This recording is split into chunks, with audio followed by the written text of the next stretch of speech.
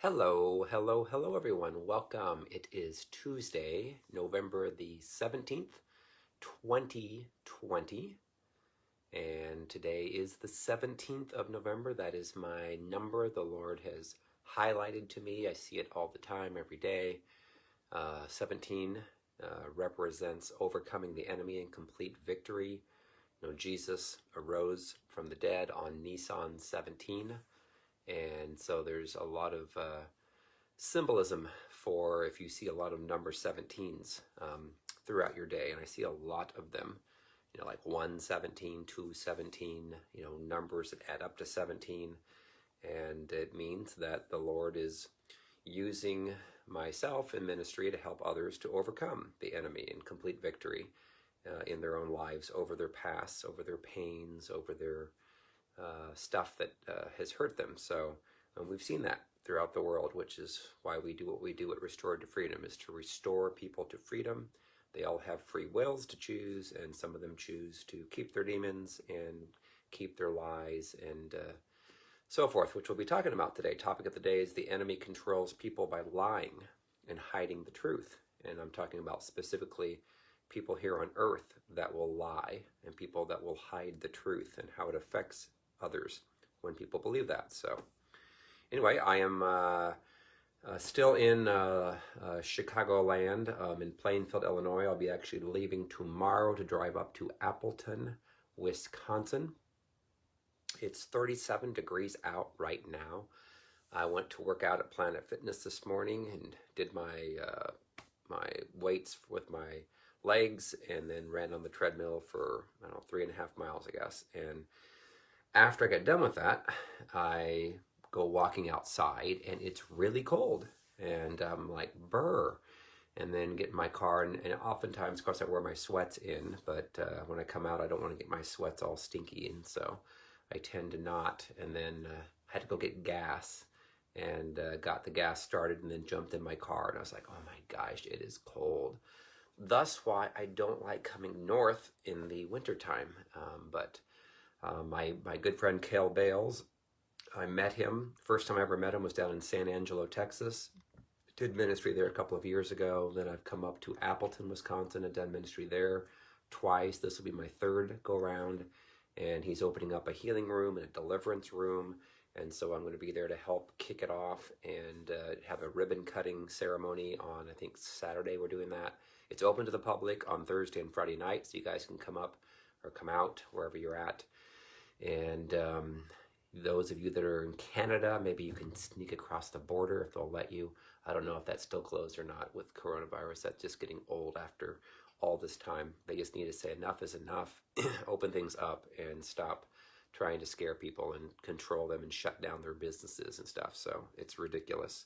Crazy trying to shut us all down again, and it's not the Lord that's doing it. So anyway, it's interesting when Kel had asked me to come up to Appleton. This is a couple of months ago. This is probably back in at least September-ish, I think. He said, hey, can you come on up here? We'd like to kick these off. And I'm like, yeah, when are you doing this? Oh, November. And I'm like, November? No, I don't want to go up there in November. It's cold. And so I've been declaring that it will be 55 degrees or warmer when I get to Appleton, Wisconsin. Well, guess what? Thursday now, they're saying it's going to be 56 degrees. So I'm like, yay, God, I will do a 56 degree day in Appleton, Wisconsin. And I'll probably be doing my Facebook Live possibly outside if it's not windy. And it's supposed to be sunny, I think, on Thursday. So come on out to Appleton, Wisconsin this Thursday. And Friday night at 6:30 p.m. Central Time. And then I'll be doing some private sessions with people that are part of that team on Saturday morning and Sunday night. So, and then be heading back to Indy, and gonna say hi to my kiddos and celebrate some Thanksgiving stuff and having fun. And then on November the 29th, I'll be in Hot Springs, Arkansas, Highland Street Revival Church in the morning and in the evening. Seeing more people sign up for that, which is great. And then December the 2nd, Phoenix, Arizona. Now that's where you want to be in December, is in Phoenix, not in Wisconsin or North Dakota or Minnesota. So December the 2nd, I'll be in Phoenix, Arizona at a home group, and then December the 4th at the Sheraton Phoenix Crescent. That's on a Friday night that we're doing that. That's getting more people signed up for that every day. That's great. December the 6th, Ecclesia Global in Anaheim, California. December the 12th in Ojai, California. That's in Bread Broken Ministries. And then December 13th, Ventura, California, Hope in Christ Sataquai Church. And then the holidays, yay, holidays. Hopefully you're going to have fun. I'm going to have fun over the holidays, going to have a great time.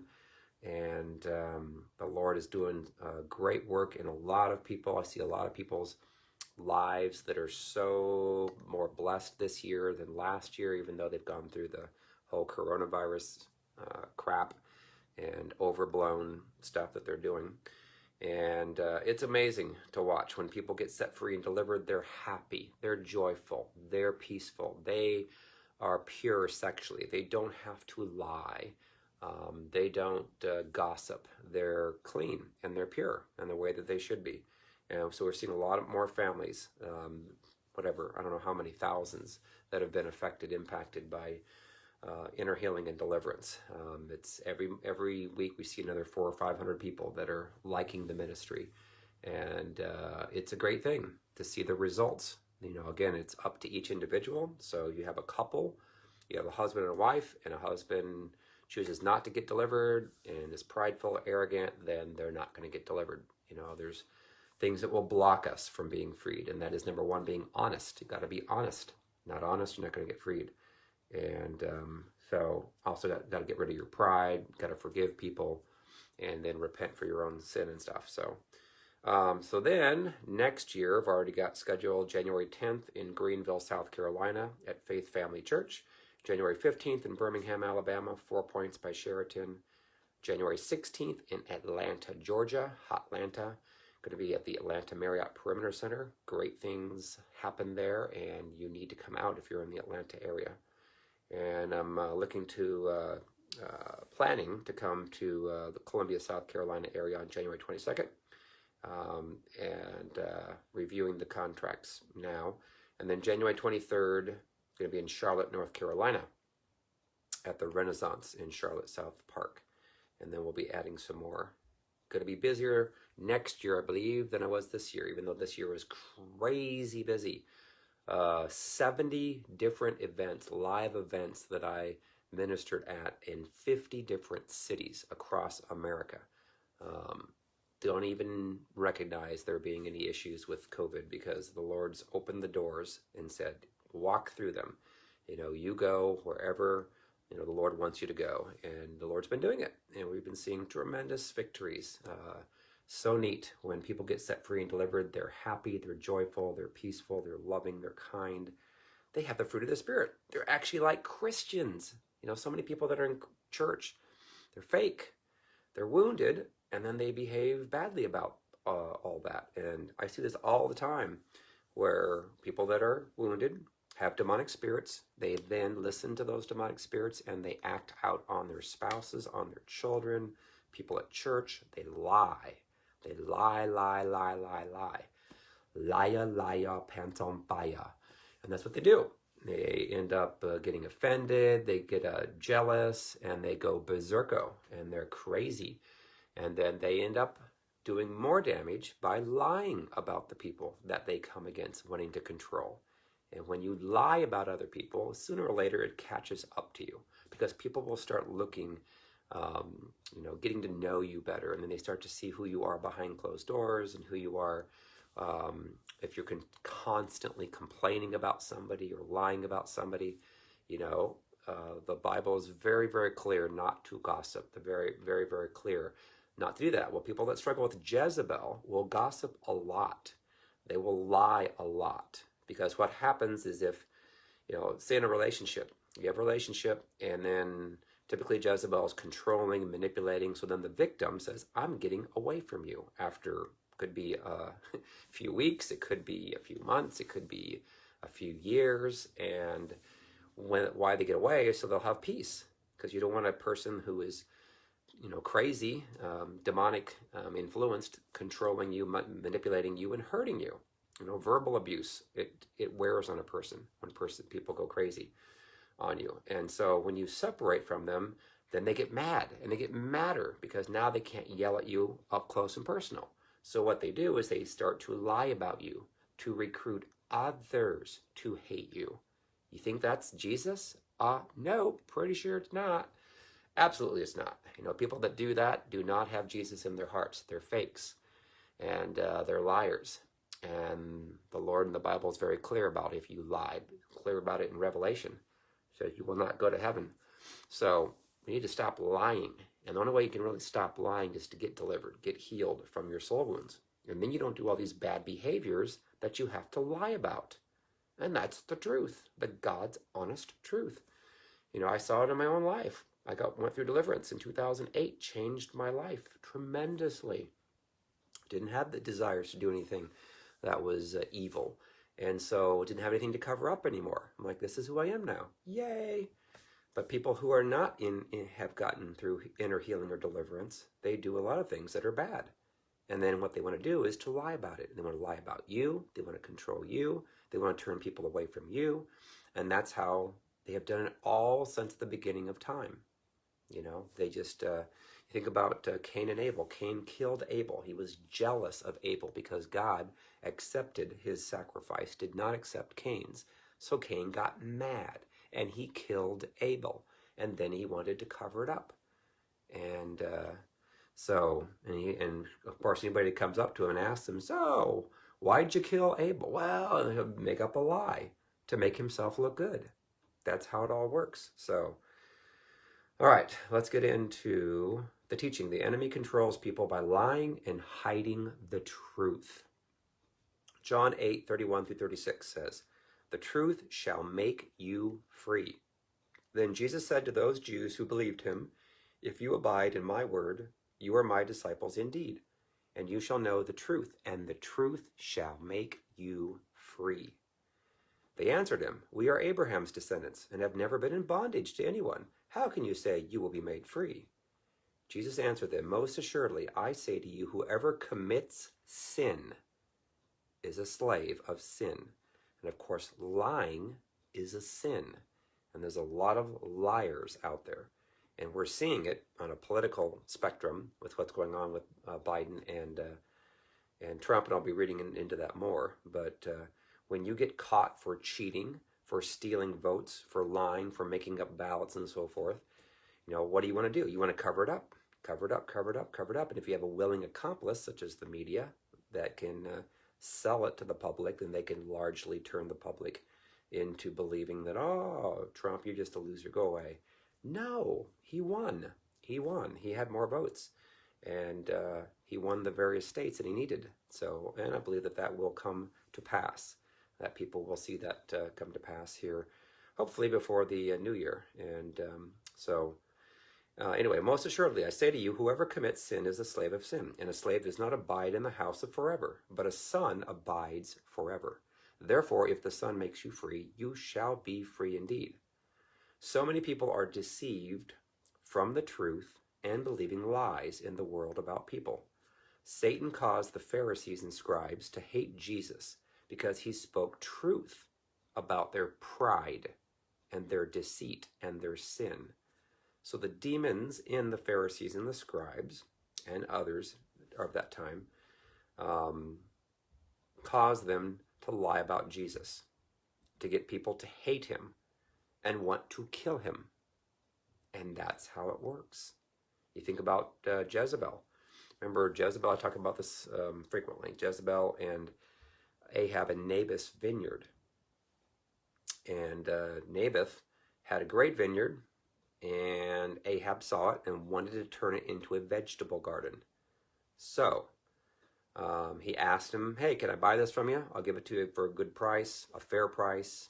And Naboth said, nope, I'm not going to sell it to you, especially not you, because you're bad. I'm going to turn this a little bit more this way, maybe. There we go.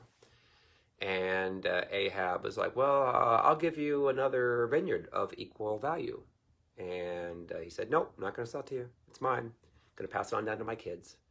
That's what they normally did back then. And so he goes back and he pouts about it, doesn't eat, and then Jezebel catches him in bed. And why are you so sad? Well, I can't get Naboth's vineyard. He won't sell it to me. She's like, really? You're the king. Come on. Exercise your authority. Since you won't do it, I'll do it for you. And he's like, really? Oh, you're the best, Jezzy. Mwah. And so what happens? She ends up putting together a letter, sending it off to those who are the leaders of the day over Naboth. They invite him to a banquet, and they plant two scoundrels to lie about him, saying that he blasphemed God and came against the king. And then they took him outside, and they stoned him and killed him. So, people die because of believing lies. People will stop talking to people based upon lies. And that's how Jezebel works. Jezebel loves to lie, try to act like they're a victim. And they oftentimes truly believe their lies. That's the scary thing, is there's a lot of people out there that will be speaking and spewing forth lies about an individual that are complete falsifications that never happened. Or they might be 10% truths, 10% truths, and 90% false. Could be maybe 20% truth, 50% truth. Even if you have 10% that's a lie, it's still a lie. And that's what the enemy does. Enemy in people uses people to turn people away from God's people. And see it in my own ministry. And it's just like, oh my gosh, I try everything I can to be loving and kind, gentle and sweet. And then there's a Jezebel that will come in that will lie and twist the truth. And oh my goodness, he's bad. He's bad. I thought he was good. Oh no, all these great miracles and stuff that are happening, marriage. Oh no, that's all. We can't even explain it. He's bad. He's bad. And it's like, really? No. Look at the fruit. Look at the fruit of the person's life. Are they seeing results? If they're seeing nothing in their life but misery after misery and broken relationships and all these things, and never seeing any fruit from anyone's life, then that's all you have to look for. But there's a lot of times people that are operating in the church, going to church, putting on good acts, crying crocodile tears, acting like they're a victim. They talk a lot about victim, like how bad that their life has been to make you feel sorry for them. That's a huge red flag right there. Don't listen anymore to them, because they're still in victim mode. And they're seeing themselves through Satan's eyes, not through the truth of what the Lord is showing them. So yes, people get hurt. When they're hurt, they get wounded, they get demons. That's how it works. And they're going to hear a lot of demonic stuff in their mind that will cause them to feel like they're poor, pitiful them all day long, and make you feel sorry for them. But then a lot of what they're sharing is not truthful. They're sharing lies. They're not sharing anything about the things and the truth of what they have done. They will make things up about other people. Oftentimes people will part from them, separate from them, because they have to, because they're tired of getting yelled at, screamed at, and so forth. So then the person will get mad and say, make up lies about them to make themselves look like they're pure and innocent, and put everything else on the person that is rescuing themselves. So here we go. So the demons in the Pharisees lied about Jesus to get people to hate him and ultimately kill him. Jesus' truth set people freed from their bondage from demons, but it was their choice, as they all had a free will. Paul had many people who hated him for telling the truth about Jesus and salvation, had people lie about him to turn others away from his message, and so they attacked him greatly, as Paul suffered a much great suffering. Remember there was a woman that would go before him and spread lies and rumors and stuff wherever he was going to do ministry. And I believe when he talked about the thorn in the flesh, that was a saying back then, like a pain in the butt, we say today, that the Lord wanted to literally take, or Paul literally wanted the Lord to take this thorn in the flesh away from him, which was this lady that would go from place to place. And I'm sure there's others that were out there spreading lies and rumors, trying to make his job harder for people to listen to. And he wanted that to be gone. In fact, there's sayings back in the Old Testament too, where they say thorn in the side, thorn in the eye. That means a pain in the butt. Didn't really literally mean that they had a thorn in their side or their eyes. And it just meant it's just a pain in the butt. And so he wanted that taken away, and the Lord said, no, not going to do it. So he had to deal with that. So it's just like I see it in my ministry. Others have seen it in their ministries. They'll have people that have demonic spirits that hate what they're doing, if they're doing good, godly, work for the Lord. And so you have to look at the fruit as a whole. You have to see, okay, is it 90% of the people that are benefiting from it, 10% that are spreading the lies and the rumors, on that might be an average percentage of what goes on in most ministries now. Again, it really goes to the top of the ministry, who's in charge, what's their lifestyle like? Is their lifestyle godly? Is it pure? Or is it not? And it can affect those that are underneath that ministry as well. So, and you could be a very godly person in charge of the ministry, and then you have people obviously under the ministry that have compromised, their own purity and their godliness, and then that could look poorly upon that ministry. So, all right. So here it goes. This is Paul, and this is, what is this? This is,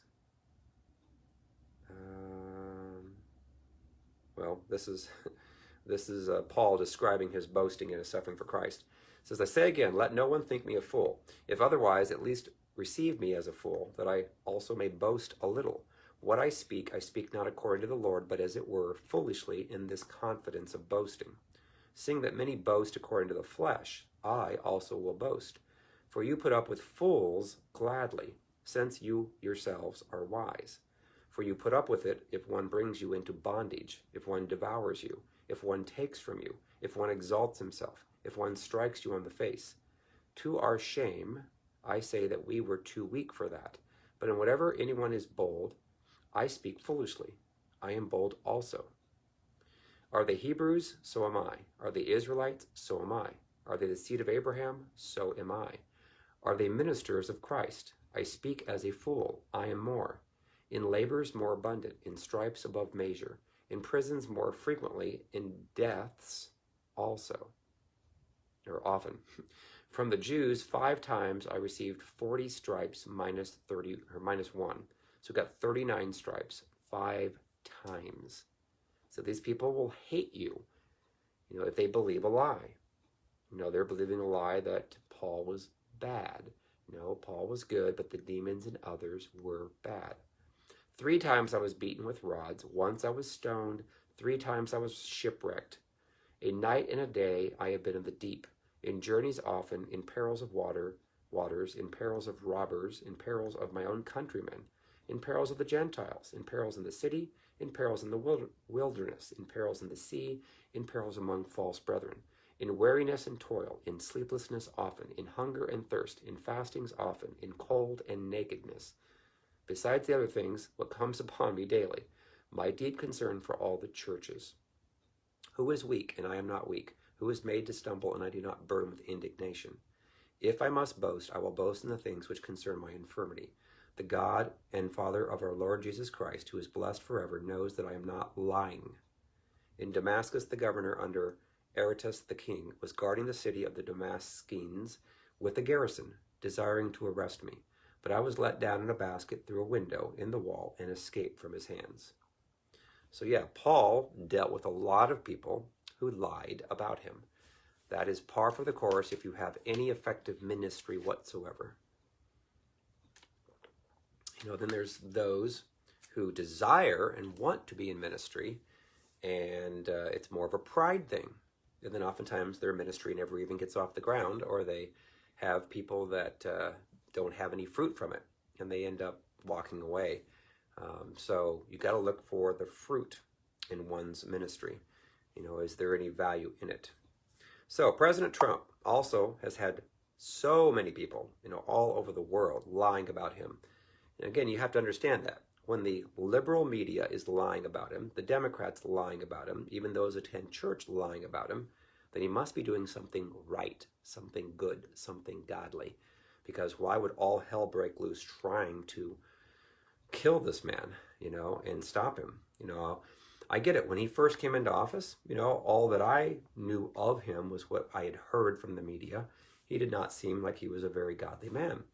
But just like King Cyrus, God anointed him to come in like a wrecking ball and to not be persuaded by being bought out by those that were, whether Freemasons, whatever, Illuminati, that would control most of the elections. He is not your typical Republican because he could not be bought out. And so then he started to actually do more things that were godly, that were good things, that were of value, that were of help to the American people, and really trying to stop a whole bunch of evil stuff around the world, like sex trafficking, trying to rescue children, rescue women, like abortion. Anyone who in their right mind would say, oh yeah, that's a good thing to stand for, killing babies. No one should ever. Anyone that has a platform for abortion right there should X them off the spot. They are not godly. They're not Christian. No one would kill babies that is a godly person. That is so evil. They're so innocent.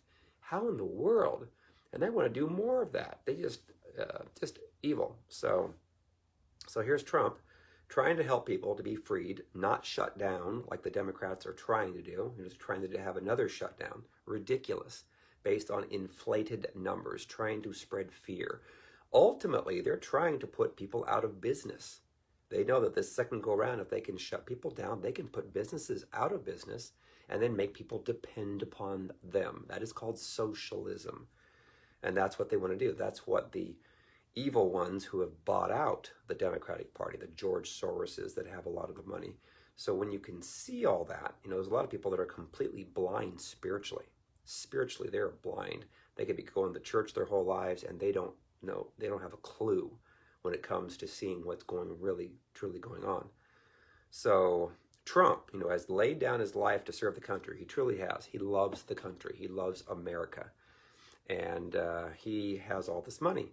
So why would he want to put himself through all this hell from all these people lying about him? It would be much better and easier for him if he just said, okay, I'm out of here. I'm going back to wherever I want to go to, because he has whatever billions of dollars. I don't know how much that he has, but he is not needing to do this. It would be much, much easier for him to just go ahead. But he loves our country. He wants to save the country from those who are sought on doing evil things.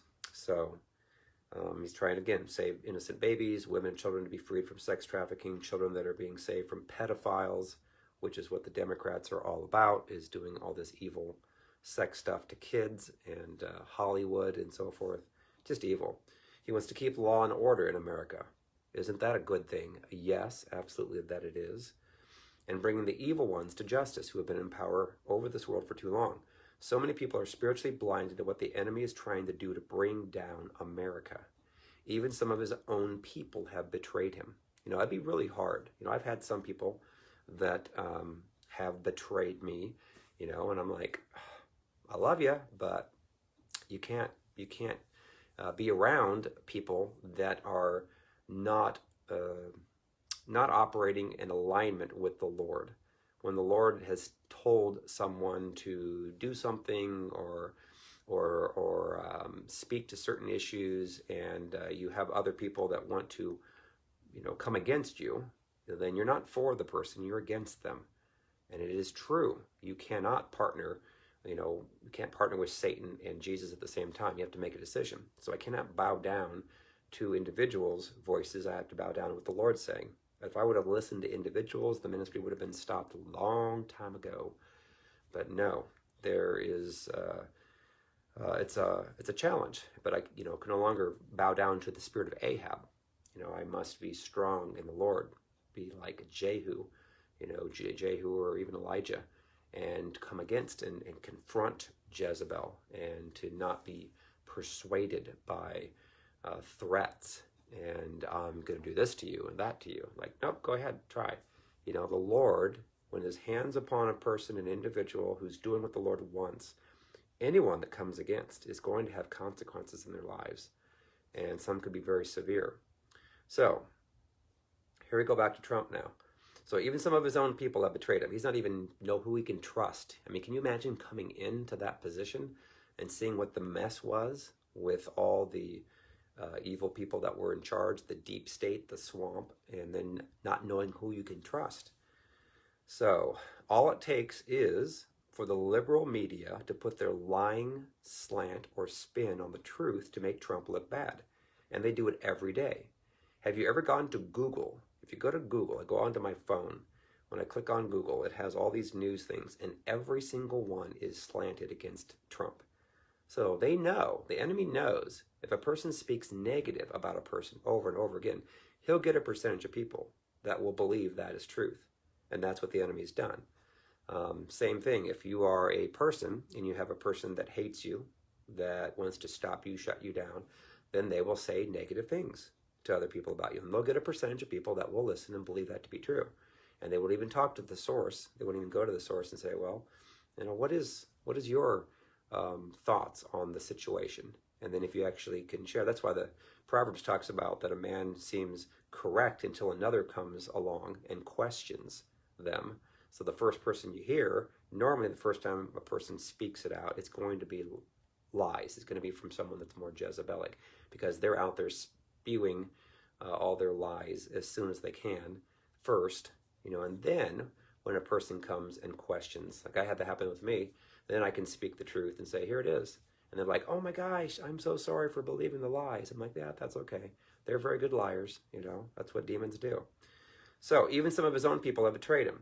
All it takes is the liberal media to put their lying slant on the truth to make Trump look bad. Do it every day, including Google, big tech companies like Facebook, Twitter, Instagram, who will censor the truth from being exposed. And it's so obvious to me, so obvious to others who are spiritually strong. It's those who are not at all, who are listening and believing everything that the liberal lying media is spewing forth, the fake news. They know that if they can get a good percentage of people to believe all these bad things, I mean, my gosh, if I watched CNN and believed everything that they said, I'd be like, oh my gosh, Trump's the worst person in the world. And that's what they've done to the guy. So sad. But yet, Trump is trying to expose those in the world who have cheated in the election to steal it from him when he actually won it, so that he can continue to do what is best for the people of America and the world.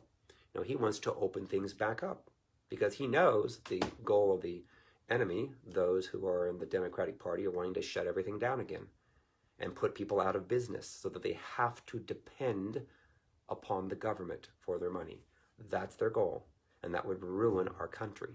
That's why we have to be in prayer that this continues to be overturned and that Trump gets put back into place. He's already there, but be officially recognized as the leader. Because again, why else would all those who are of the media be against? You can pretty much too see that if the media is against something, then it's probably going to be a good thing, and you want to do it. You want to be in support of it. If the media comes against someone, then you want to support them because they're probably good. Because the media, the demons know that if they can control the narrative, that's just like what Jezebel does. Jezebel will have a false narrative about someone. They get you to believe that as truth, and oftentimes their demons in them will convince themselves that what they're saying is the truth, when it's not. And they know that if they keep repeating it over and over again, it sounds really good.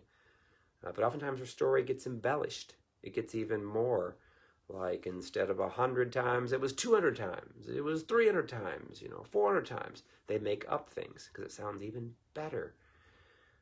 So people who are completely blind in the spirit cannot see the simple truth that Trump is good and that those who oppose him are very evil, because they have been brainwashed by those with evil agendas, by those with demons. So when it comes to one's own personal life in the world, those who have evil intentions in their hearts will lie about God's good people to try to turn others away from them believing their lies. I recently had a friend that had that happen to her. She had a woman that was hurt and hurt deeply, and she was trying to help her. And then before you know it, the woman starts lying about her. And it's because the demons in her that the woman still was not possessed, but she was oppressed by, were still trying to now hurt her for trying to help her. And it's like, oh my gosh, I can't even win. It's like, nope, it's hard, especially when you're doing deliverance ministry, because you're dealing with people that have the needs for demons. If you have a ministry of prophetic, and again, I can prophesy over people, but the Lord has me focus on doing deliverance because there's too few of deliverance people, and I don't know, maybe there's too many that are prophesying, but we need to even get some of those that are prophesying delivered, because there's a lot of those that are still having soul wounds and healed. And you can always tell. I said the big barometer when you know a person is delivered is they're going to walk in humility. They're going to talk in humility. They're not going to be talking about themselves. They're not going to be trying to put on a mask over them, and they're not making they're not worried about their image, and talking on and on about themselves. And but they're going to have a humility. They're not going to have a pride. Pride will cause a person to not admit the things that they have done that have not been good, not been godly. They want to cover it up, protect it. And so that blinds them from seeing themselves. But they'll walk in humility. They will walk in forgiveness. They'll be kind, gentle, patient. I mean, the fruit of the Spirit will be evident in their lives. And they will not be gossiping and all these things. So, all right. Let me go on. All right, so many will believe what a person says about another person and not even question it, because most people believe what a person tells them because they don't want to think that they are being lied to, when many times they are being lied to. So you see this all the time. A person will start to spew forth lies about a person that they're angry at, they're bitter at, they have been spurned by, and they lie, and they lie, and they lie, and they lie, and they lie, because they've got bitterness that has developed inside of them, and they want to take vengeance upon themselves. It doesn't say that in the Bible. We're supposed to forgive. Vengeance is mine, saith the Lord. A lot of people who are taking vengeance, who are angry and jealous, whatever, they were the one that was in the wrong to begin with, that caused them to break their own relationship. And then they get mad and angry when that person separates in parts and says, you need help. And then they won't humble themselves. So they start blaming the other person, lying about them.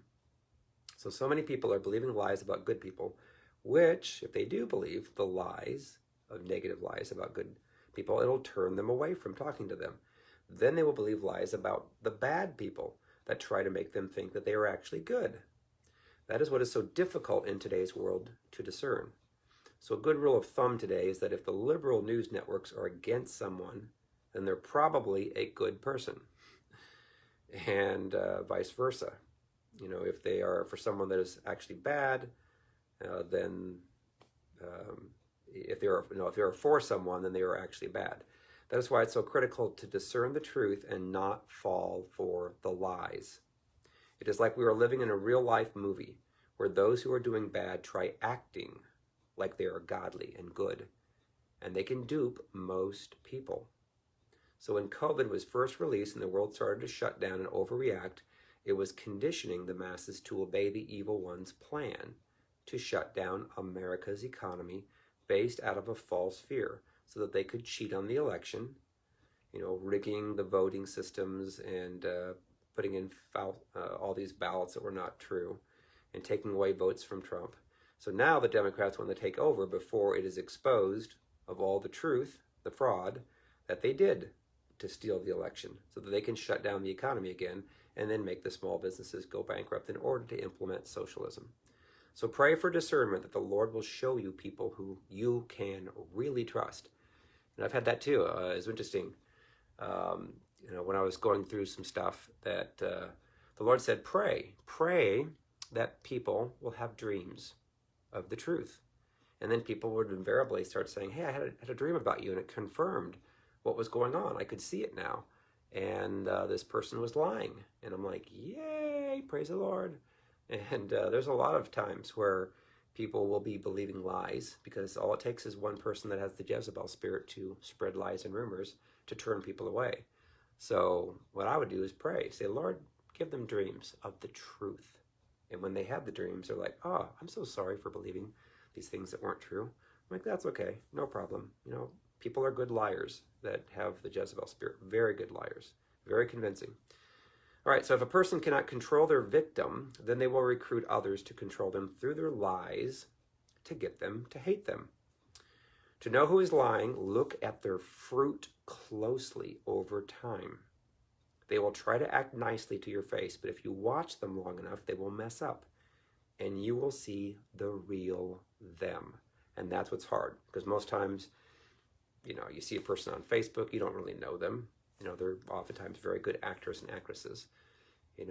When you're behind closed doors, it's interesting how the Lord's had me set this ministry up where I'm living with people across America, so they can see, me behind closed doors. I can see them, and it's neat because I can observe just by, living with people, what their struggles are. They can see, things that I'm having to go through or endure and so forth, and we're more transparent that way. Typically a person's going to act on their best behavior when they're, of course, in front of the camera on Facebook, or if they're around you for a short period of time. But if you're around a person for a week, then you'll tend to let your guard down, and then the real you will come out. And the real you could be sweet and nice and godly, or it could be not. And then if it's not, and you're around enough people, then they can see that when they're spending, many hours a day with you. So, all right. Matthew 7:15-20 says, "You will know them by their fruits. Beware of false prophets who come to you in sheep's clothing, but inwardly they are ravenous wolves. You will know them by their fruits. Do men gather grapes from thorn bushes or figs from thistles? Even so, every good tree bears good fruit, but a bad tree bears bad fruit. A good tree cannot bear bad fruit, nor can a bad tree bear good fruit. Every tree that does not bear good fruit is cut down and thrown into the fire. Therefore, by their fruits you will know them." So that's symbolic of us, of people. Do you have good fruit? Do you have bad fruit? That tells you who you are. And we've had a lot of people who had bad fruit, who are actors, actresses in church, acting like they're godly, and then they're not. And the fruit, are you aggressive? Are you intolerant? Are you prideful? Are you arrogant? Do you say things to your spouse with a tone? Do you take an offense quickly? Those are unhealed soul wounds if you do. You need to humble yourselves and say, "I am so sorry," and apologize. And talk. Oftentimes people just say, "Well, I just speak my mind." And it's like, well, your mind needs to be transformed. You need to get your wounds healed, because oftentimes when you speak your mind, you don't think before you speak, and you say things that hurt people, and you expect them to just take it and take it and take it and take it. And what will happen, as I see more often than not, is those who don't have good relationships in their spouses. It's whoever is the most controlling and dominant, which is normally the Jezebel spirit, that will be the one that ruins the marriage. And they will blame it on their spouse. They will say that, oh, it was all their fault, and they will talk to their friends and family and turn them against the person, and they're not being honest, because they can't see the truth, because pride has blocked it, and that's the spirit of Leviathan. I take people through deliverance, and I always say, if you're not honest with your own behaviors, then you're not going to probably get delivered. And normally that's pride. Pride will block that. So if you're not completely honest with your struggles and how you behave negatively, you got to look at yourself in the mirror and be honest. You can be honest with Jesus. Jesus wants you to be honest. That's the only way you can get delivered. If you're living a lie, blaming everything on the spouse, instead of looking in the mirror and saying, "Lord, what about me that I need to change? Can you please show me the truth?" And then he will. And then you can get freed. You can say, "Okay, I don't want this anymore.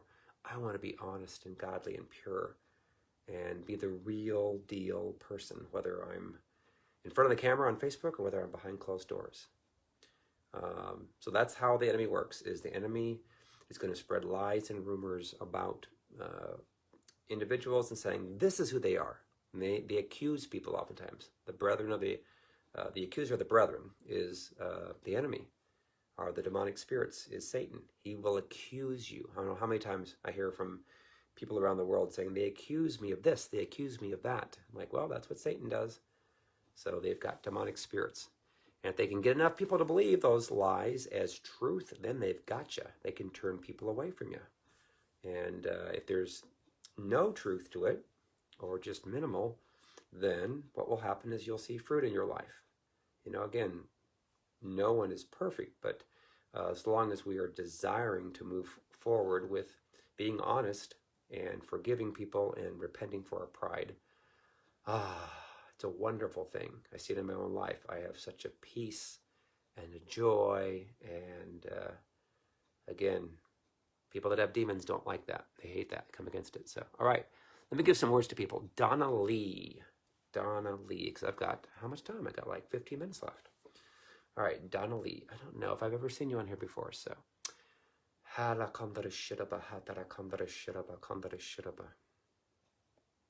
right, I see you getting a lot of freedom that the Lord has been taking you through, but there's going to be even more greater level of freedom and peace that the Lord's taking you into. And it's going to be a wonderful thing. I see you like singing, the hills are alive with the sound of music.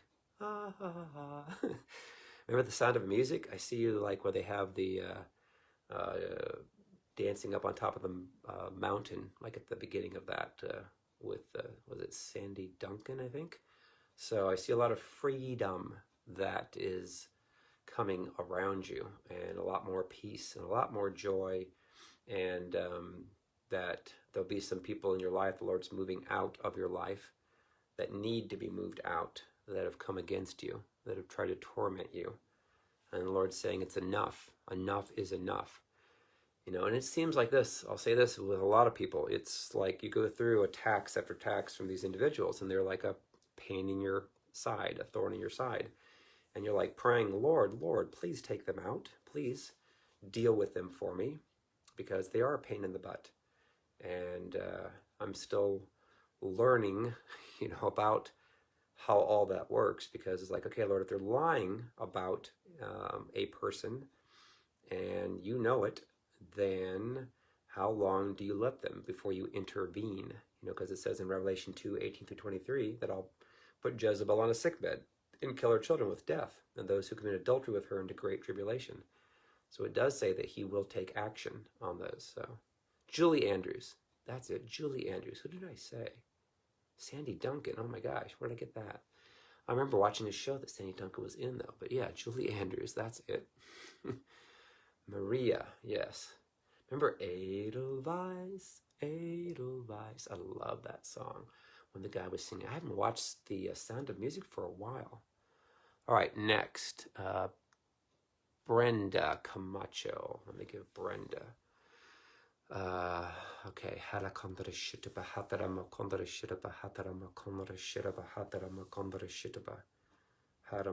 The Lord said you're getting ready to have a sudden shift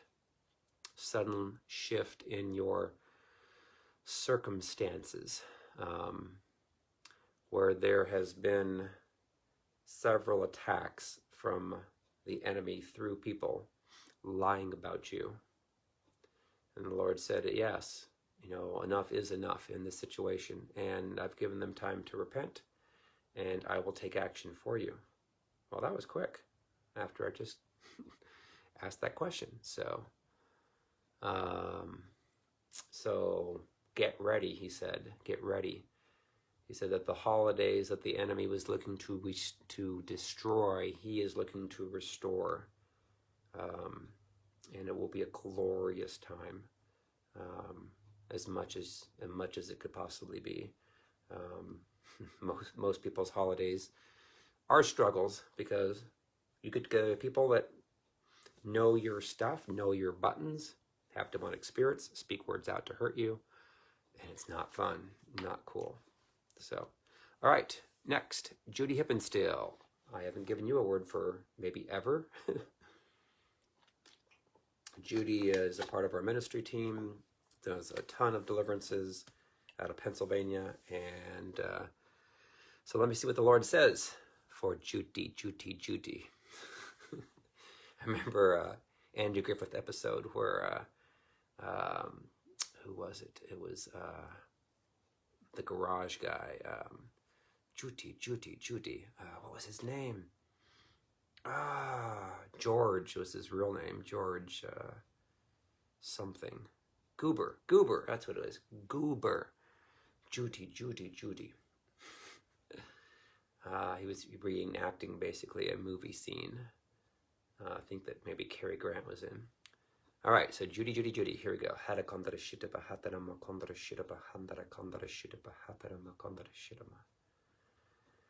All right, the Lord said that, yes, the enemy has come against strongly you, trying to wear you down because of the effectiveness of all the lives of those that you have touched, all the lives of those you have set free, and that you have sometimes felt like, is it worth it? It's not easy doing deliverance, not at all. And the Lord loves you, and the Lord loves you greatly, and He is proud of you for sticking with it and not giving up. And He said that the extremities of the challenges that the enemy has come against you with is getting ready to shift to where you will have the upper hand. Again, as you not get into fear, as you stay in peace, as you stay in praise and thank the Lord that the battle is done and won, that the Lord will shift those circumstances and cause you much peace and much joy and much celebration.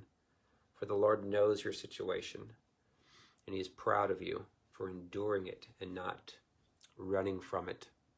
And He's got your back. He's got your back in a very strong way, in a strong position. I kind of see how when the Assyrians, I believe it was, were surrounding God's people, that the king, was it Hezekiah, I think, who was getting into fear that they were going to all be slaughtered. And then the Lord pulled the scales back from his eyes so he could see, and there was like there was a ton of angels that swept through and killed, I think it was 185,000 of the Assyrians overnight. And when they woke up, they were gone. So the enemy that had them surrounded, that they thought was going to devour them, that was, circumstantially looked like they were going to be dead. They couldn't defend themselves. And then the angel of death came in and wiped them all out.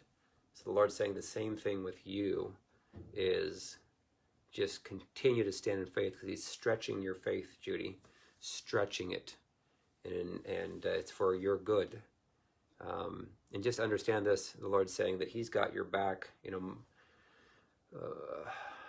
hesitate to say more than most, but He knows what you've gone through, and that He's saying that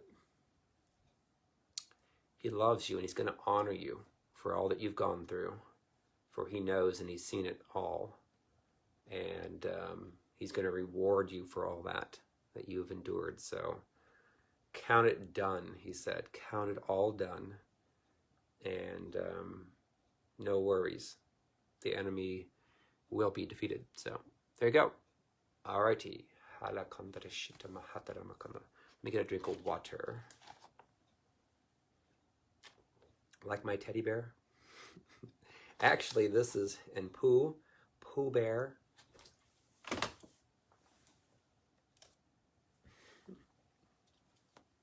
Hello, I'm Pooh. I remember I used to watch Winnie the Pooh. And the innocence, childlike innocence, is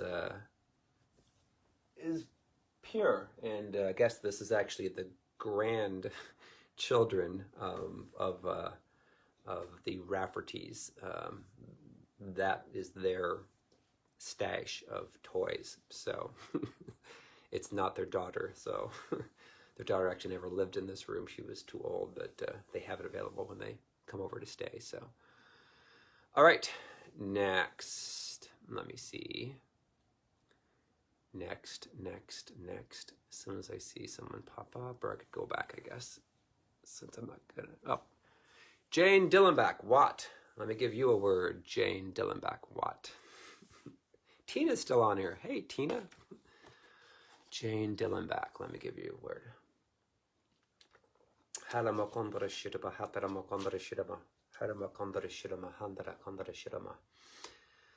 All righty. Lord says, my love, get ready for the season of fun is upon you. Never worry, never fret. Let me provide the net to catch all those that are throwing darts, shooting arrows at you. For I will pull the net to block the shots coming at you, and then I will pull the rug from under those coming against you. He says, stay in peace, stay in love, pursue love, and allow me to show you those that are coming against you. Allow me to show you from my perspective.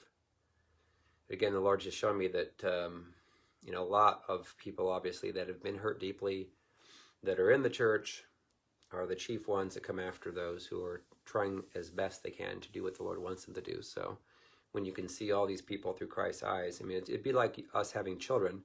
We have children. If we have enough children, let's say we had 100 children.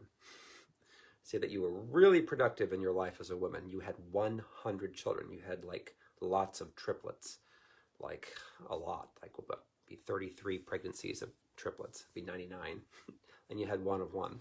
So that'd be a lot. Starting at age, I don't know, 18 to 51. So you had 100 kids.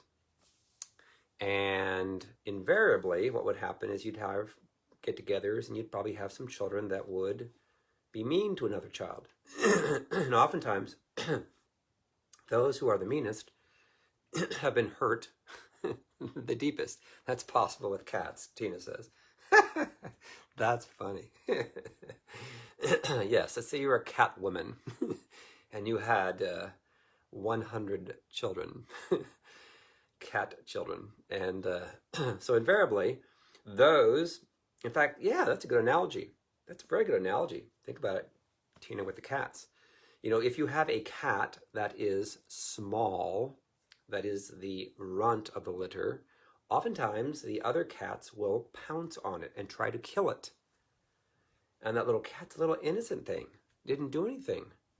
And so you, as the cat woman or owner of cats, would try to stop that from happening. Please don't kill your sibling, and that's what God looks at us as. It doesn't look like I look at us as cats, but there's billions of us.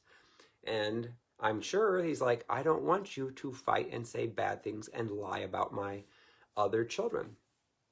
And they want you to love each other. And why do people do that? Why do people say mean things and are angry? Well, it's because they have been hurt. They hear demons. They need healed and delivered. So the Lord knows all that. And if we can see the Lord's people who are attacking us through his eyes, we can forgive. Yeah, it gets old, and they keep doing things that are negative and lying and cheating and stealing and so forth. But that's true. If you are a mama cat and you have, well, I'll say this with pigs too. I didn't grow up with pigs, although once my dad did take pigs in our house. You call it Pigs in the Parlor. Remember that book? We actually had pigs in the kitchen. We had these baby runt pigs that my dad wanted to save. And he knew if he would have left it out in the pig pen, in the farrowing crate with the other babies, it would have died. And so he took it in for a little while. My mom wasn't real happy with that we had a pig that was sitting next to the heater in a box, going oink, oink, oink, oink. It was like a little baby pig, I don't know, probably maybe 8 inches, 10 inches long. And it was like, oink, oink, oink, oink, oink. And we would keep it there. And my mom's like, Larry, I don't want pigs in my kitchen. My dad's like, just for a couple of nights, it's getting cold out there. I didn't want it to get laid on. because that's what would happen, if they're not big enough to withstand. And so those of us who are trying the best we can to do the Lord's work, oftentimes will come against by others who are hurt, who are bigger, who are better at lying, and then they hurt us. And if you are a person that's got a special love inside of you, love and compassion, you have a mercy heart, you'll oftentimes see people who are very controlling, very Jezebelic, that will come against you. And they will lie about you, and they will try to use your good heart and godly heart. I have a very strong, compassionate heart to do this. It's not easy. And then those who are not freed and delivered will lie, manipulate, and say things that aren't true. And you have to love them from afar. And sometimes you have to love them from your car, far away, and say, okay, I'm, to your mom or dad, say, I can't talk to you every day, but maybe once a year I'll come and visit you. Because, every time you do, they're going to say things going to hurt you. And you go like, oh my gosh, why? Why that? Why are you so mean to me? And so you got to take yourself out of harm's way. The Lord said he came to divide, not unity.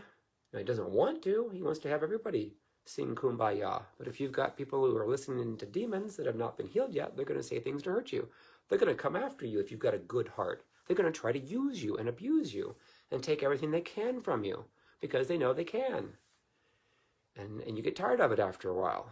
After you go through it year after year after year after year. Like, God, is this ever going to end? I'm tired of this. Oftentimes it makes people a little bit gun shy of trusting anybody. They're like, seriously, I'm tired of this. Getting whacked in the back and stabbed in the back all the time. You're like, can't. And then people don't trust anybody. And then people don't get, remarried oftentimes because they're like, I don't trust anybody. Everybody's out to get me. It kind of feels like that. But if you're still struggling, you've got the Ahab spirit, and you're not delivered from that yet, then you won't stand up for yourself. You got to stand up for yourself. Otherwise, you get stepped on like the little baby pig. By the way, my dad saved the baby's pig's life. He has compassion, and I have compassion, and I want to love and help people. So that's why I do what I do. And yet, it's just like a pit bull. I've had some friends that have had pit bulls, and they weren't abused, and they looked awfully fierce, and they could put their mouth on you and clamp down and not let go and do very bad damage to your body. And I had some friends from Indianapolis. They had 2 pit bulls. And what they told me is that when you don't abuse the pit bulls, they're like clown dogs. They like to fool around and stuff. And, and so I'm like, okay, take your word for it. Never had one before. I had a Pomeranian. Pomeranians are very little yappy dogs. Also had a golden doodle for a little while, and those are bigger dogs. Roof, very deep bark. But yet they don't shed, which is like, that's what my goal was. Is like, I want a dog that doesn't shed, and got one. But pit bulls, if you are abusive to them and you treat them horribly, then they will be mean normally. They won't trust you. They will bite you, and they could kill like children. And they could probably, I'm sure they could have killed adults. I'm sure they have. I know they have. I've read that before. And that would not be fun. Anyone that gets bitten by a dog is not fun to go through that. And it's I have not had that yet. I've had many cats that have scratched me. In fact, I remember once that before school that our house cat got out, and it ran out away from the house and around this big, huge bush. And me and my mom went out to try to corral this big, it was a decent sized cat. And I remember that the cat was afraid and scared in its environment because it had not been outside before. I was like, oh my gosh, where am I at? I don't have walls around me. Holy cow, there's like 20 other barn cats now that are out there that are feral that could come after me. And so my mom went to grab it, and it clawed her head, and she had blood coming down. I'm like, oh my gosh, trauma. Here's my mom, and I'm trying to help, and the cats are like, ah.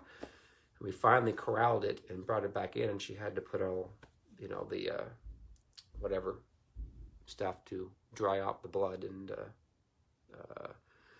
a cloth and water and all that stuff. So, but when a person has not been healed and they're afraid and they're in fear, they will manifest on you, and they will say things that are not good. They will lie. So there you go. So anyway, tomorrow I am planning not to do a Facebook Live because I will be driving. At least I'm not having to drive 17 hours. That's my record in one day, 17 hours. And both times I drove 17 hours, it was from the exact same city to the exact same city. It was from Boerne, Texas, which is northwest of San Antonio, all the way to Campbellsville, Kentucky. Now that is a haul. One day I would leave like at 3 in the morning and get there like at 8 o'clock or something at night.